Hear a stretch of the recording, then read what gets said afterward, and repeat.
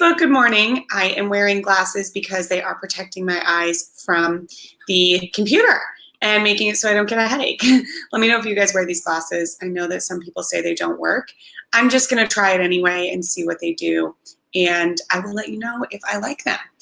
Anyway, I'm very excited to be with you all here today. My name is Leah. I am the founder of Urban 20 Something, and I am the host of the Your Biggest Vision show and podcast. And on Mondays, we do a live recording of the podcast episode for the week. And that's what we're doing today. And today's topic is a day in the life of an entrepreneur. So I'm very excited to share with you what I do throughout the days, how I keep my own schedule, how I design my schedule, and how things have changed about my schedule since I started my business almost 3 years ago, because the priorities and things that I do now are certainly very different than they were during that time. So let's go ahead and get started. Welcome back. Oops, just 1 second.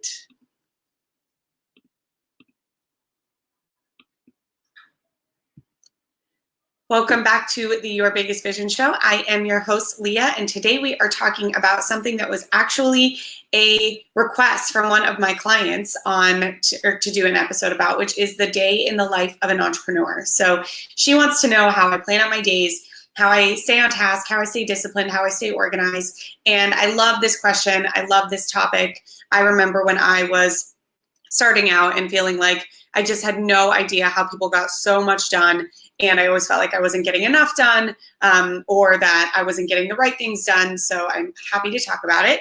And I also really want to share how things have changed between what I really focused on early on and what I focus on now. And as I was doing this, as I was kind of preparing and really looking at what I do, I realized that I pretty much have 4 categories of things that I focus on every day and every week. I mean, no day's the same, but I do try to keep some sort of routine with my weeks. And the 4 categories in this are: I spend time either creating content, I spend time actually working with my clients, or I spend time being coached. So either coaching or being coached, that's 2. Third, I spend time planning, so big picture things, planning a sales strategy, planning a launch, planning my social media, planning what's in the future, planning. And then 4th, I spend time actually executing and taking care of the tasks that I have planned I need to get done. And I will say that in the earlier days, I spent a lot more time doing the executing and the tasks than I did planning. And I've had to really make a conscious shift to be more of a planner and more of a visionary than just a doer. And that's because just doing things and doing tasks isn't going to really move a whole business forward. You have to keep the big picture in mind, and you have to keep pushing yourself. Otherwise, you're just going to keep doing what you've always done. And as you can imagine, that's just going to keep you exactly where you've always been. And I think in the beginning, it's really hard to let go of doing all the tasks or doing all the things, because you don't really know how else you can do less of them, or you don't know who else can do them, or how to outsource them, or anything like that. I have had struggles with all of that.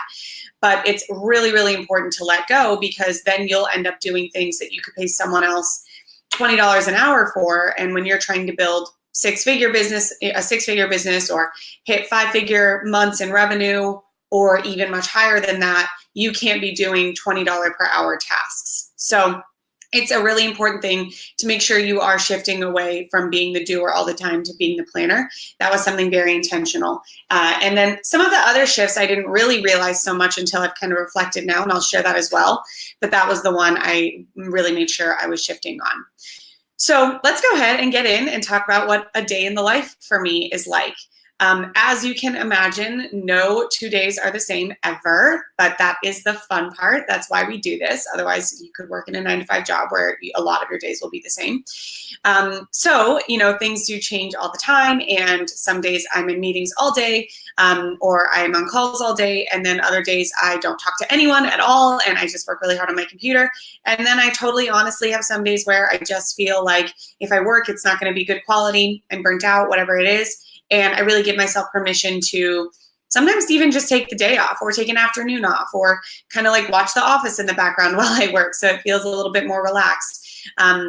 Things change all the time. So it's important to find your groove and to find what works for you, because you will always be better at your job if you are in the best state of mind and not sort of pushing yourself. So with that, let's go ahead and dive in. every day, my morning routine is more or less the same. And so that doesn't vary throughout the days. I usually get up at about 5 a.m., sometimes a little earlier. Lately, I've been getting up more often at like 5:30, but usually between 4:30 and 5:30. And for usually half an hour to an hour, I will stay completely unplugged. I'll spend that time meditating. I will drink a smoothie. I'll drink some water. I'll either write down or say out loud things I'm really feeling grateful for. I'll listen to some positive affirmations. I'll say them out loud. Sometimes I'll journal. The actual routine varies kind of just depending on what I'm feeling like and what feels good. But having that time to be by myself, be really quiet, be really reflective, get myself into a good, motivated state of mind is non-negotiable, and it makes all the difference for my day when I really put myself in a receptive, positive, grateful frame of mind. And that's exactly what I do during that hour. I do not look at social media. I don't usually look at my emails. Sometimes if I'm like expecting an email, I cave and do it, but I try not to. And I really just try to cherish and protect that time. It's really the only alone time I have throughout the whole day, so it's very important to me. Usually at about 6 a.m., I go to an exercise class. That's another non-negotiable for me. I work out every single day, sometimes 6 days, but usually 7 days a week in some capacity. I don't do the same thing every day, but it's very important to take care of myself. And I definitely find that the healthier my body is, the healthier my mind is. So, and the better I sleep. So that's one of the other things I love to do first thing in the morning. And then by 7 a.m. I come and I start working. But that's usually a solid 2 hours where I don't spend much time, if at all, on my phone or on my email or on my computer or anything else like that. And I think that that's been really helpful in keeping me not anxious and not too ahead of myself. I just saw an interview recently with a PR director here in New York who's part of a very hectic who's the boss of a very hectic PR firm. And she was saying how if she really thought about or let herself think about all the things that she had down the pipeline, consulting, events, traveling, things she needed to do, meetings that she had, she would truly go crazy. So she's had to really train her brain to just think of the current day and not think of things that are coming up, even though logically she knows they're coming up, even though they're on her schedule and she's committed to them. She doesn't think about it very often. And I thought that that was such a powerful point. You know, so easy for all of us to feel like we have too much coming up or that we can't handle things, but there's always going to be people busier than us. So it's not that they can handle more than us. It's that they've learned how to address their agendas and their commitments in a way that doesn't allow them to indulge in the overwhelm, but really stay present with what they're doing right now. So I think I've naturally been trying to do more of that over the past several months, but seeing that interview really brought it into words for me, that it's so important to just focus on the now, because otherwise you'll completely drive yourself crazy. So in the mornings, I really do like that device-free time. The first things I do on my computer are I check my Slack group where my mastermind is and make sure that they're doing well and answer any questions that they have. I get on Facebook in case I have any Facebook groups that have any questions or need me. I get on Instagram and answer direct messages or comments that are, toward me. And then I go through my emails and I try to have nearly all of my emails complete by 8 o'clock or 8:30 or something like that. I like my inbox at 0. I'm one of those people. So that is usually an hour or an hour and a half of just straight correspondence. And I've gone back and forth on whether or not I think this is the best decision, because I'm a big fan of having your sort of hardest tasks be first when your brain power is the most fresh. But it just makes sense for me to get that communication going. And I like to be really responsive. I like being on the East Coast where, we're in the latest time zone in the US. So usually I can email people before they're even awake.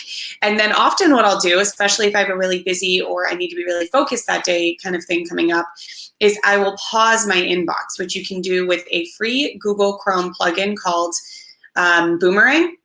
And if you pause it, you cannot receive emails during the pause period. I also can't get them to my phone, which is good because I'm one of those people that out of habit will just check my emails on my phone when I'm just looking at my phone or whatever in between work. So having it paused really helps me focus on whatever else I have at hand. I definitely unpause it throughout the day. On days where I'm being really disciplined, I'll unpause it at night. Usually I unpause it at lunch and then don't really pause it again or something like that. But I do love that pausing feature. And then the same with Instagram and Facebook. Once I am done with my correspondence in the morning, I block Facebook from my computer and I time myself out of Instagram so I can't get back on. And I really recommend applying some sort of strategy or boundary for yourself like that as well. One of the most common complaints I hear from my clients is that they feel like they have to be on Instagram and or Facebook a lot because the way they find clients is through direct messages. And if they're not responding, then their clients can't find them and they're not going to get clients. So I hear that, but you can do it once a day. People can wait for 24 hours for you to respond to them. And if you feel like you're going back and forth direct messaging on Facebook or Instagram a lot, and that's how you get clients, I would recommend trying early on to get people off of Instagram or Facebook and onto an email so that you're not having to rely on Instagram to communicate with these people. It is such a time sucker. It is such a time sucker. So that is very transparently how I handle that, is I just block it after. Oops, let me make sure that I did not leave you guys. So if you feel like you are spending a lot of time on either of those things, then consider blocking them once you are done with them in the morning or at night whenever you actually need to be on them, and then not getting on them until the next day. Once all my correspondence is done, I'm sort of in like the full swing morning. I still have the feeling like, all right, it's 9 a.m. I am working now, even though usually I've been working for about 2 hours, but it does have a different dynamic. And this is where things really start to vary. So on Mondays, every Monday, I do this live stream. To me, that is considered a content creation part of my work.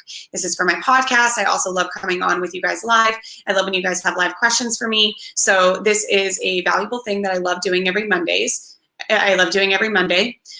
Tuesday mornings are usually sometimes a catch up if I didn't get everything done over the weekend, or they are sales strategy times. Wednesday mornings are definitely sales strategy times. Thursday mornings are client calls, and Friday mornings I look at my finances. I plan Pinterest for the next week and my social media for the next week, and I make sure I'm on track with my goals. So every morning varies, but each morning of the week has a pretty defined purpose in the bigger picture of my business. Either it is a dedicated time for content creation, it's a dedicated planning time, it's a dedicated time for looking big picture at my goals, or it's a dedicated time to work with my clients. And I really like it this way because there's a lot of variety, so I don't feel like I'm doing the same thing every day. But I also can feel really grounded in knowing that if there's something I feel like I need to do or anything like that, if there's something that I feel like has to get done in terms of I need to work on a sales strategy, or I need to send sales emails, or I need to look at my big picture goals or whatever, instead of stopping what I'm doing in the middle of it during the week, I know, don't worry about that right now, Leah. You already have another time this week designated to doing this. And this gives me so much peace of mind because I really do think it's that separation and jumping around from task to task that kills productivity. You know, we know this to be true. There's several studies done about how if you focus on one thing for 1 hour, then you have 100% focus.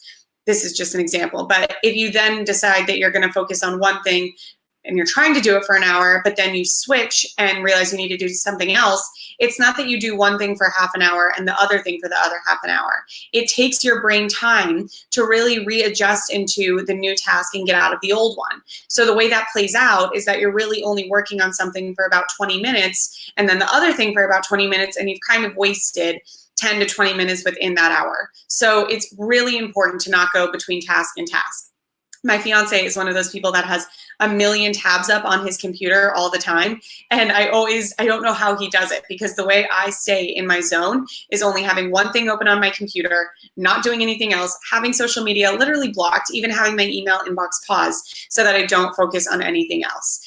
And so maybe what you could take away from this is thinking about some of the things you often feel like you should be doing and designating a few hours per week when you do those things. So when you're in the middle of writing an email and you remember that you might need to write a blog post or something like that, you can think, okay, well, I'm not going to do that right now because I already know I have a scheduled time per week when I think about blog posts or whatever your thing is. And you can sort of just like lock it away and put it to that day. You can even have a spreadsheet or a calendar where you're always adding to what you're doing during those designated time blocks. And this will take a little bit of getting used to, a little bit of learning, but it's totally worth it so that you are not switching between tasks. That never works out. When it comes to lunch, my fiance and I usually do try to eat lunch together. We're both self-employed, so we have the flexibility of eating where we want. And we'll try to take about a half an hour off, but that doesn't always happen. Sometimes we do work right through lunch, and that's okay. If we can, though, we stop and put away our devices and talk to each other and have our lunch and just talk about how work is going and things like that. So, of course, I think breaks are important. He's much better about I am than in terms of like leaving for the day. He'll go on walks and things like that to break it up. Usually once I've worked out, I am so in work mode that I struggle to stop doing it at all. But he loves his walks, and of course, walks have worked well for a lot of people, so it depends on what you want. But we do try to have that half hour of a break. For me, if I really need a break and I don't have lunch with him or something, or sometimes I need an even longer break, I have no shame in taking a little time to watch an episode of Will and Grace or a rerun of The Office or something like that, and just sort of decompressing, maybe texting my family. Another thing I'll mention is in the mornings when I'm doing those kind of defined tasks, I typically have my phone either on airplane mode or in another room. So I don't even really text during the day. So and it's not always a good thing because I've been told by my friends that I forget to text for days on end sometimes. So I'm trying to get better at during lunchtime, making sure that I'm actually responding to the texts that I've not really looked at all morning long. Afternoons are similar as the mornings in terms of having defined time zones of different categories. So not everything is the same. I do have some plans. Usually the way it goes is Monday afternoons are catch-up time. It's time for me to make sure I really have everything ready to go for the week. All my social media is planned. All my emails are written. All my team members are on the same page as I am. Everything is scheduled out to be automated. I'm working actively toward a goal. I have my goals, and anything I sort of didn't do over the weekend, because of course we need a break sometimes, I get done then. I try not to have any calls or meetings on Mondays because I really value that catch-up time and to sort of just be by myself and make sure that I'm feeling really gentle with myself on Mondays. Otherwise, we suck the fun out of this, you guys. We cannot be too hard on ourselves. Tuesdays, I always have client calls. I have my mastermind call on Tuesday afternoons, and so I often will do podcast interviews or sometimes discovery calls on that day because I'm already sort of in the zone of being on calls and communicating with other people and don't feel the need to really be on my own because I've already had built that in the day before. Wednesdays, I keep completely open to really focus on sales. That's kind of my sales day to make sure that there are sales emails going out. People are happy with what they've bought. I can be following up with people to see if there's any other way it can support them. It's really about making sure my business is functioning the way it's supposed to. And then Thursday afternoons, I also usually designate for client calls or discovery calls or podcast interview. But then I try to unwind a little bit early on Thursdays and relax. I don't know why, I just like Thursdays. And then Fridays, similar to Wednesdays, I have usually no calls, but I do really use Friday as my biggest planning day. So that's usually when I'm looking at my finances, I'm looking at my social media, I'm looking at my goals, I'm really making sure that I did everything that week on track and that I can set myself up for the next week for success to continue to be on track. I try not to do really any work on Fridays, but really just try to keep it big picture and plan things. So all this is to say, I usually put designated themes between my mornings and my afternoons each week, whether that's creating content, coaching or being coached, planning or executing. Each of them have a sort of designated theme. And like I mentioned, this is really helpful because it helps me stay on track with each one I'm doing. I don't feel the need to switch tasks because I can just designate it to when I have that time blocked off. Let me take a quick sip of water.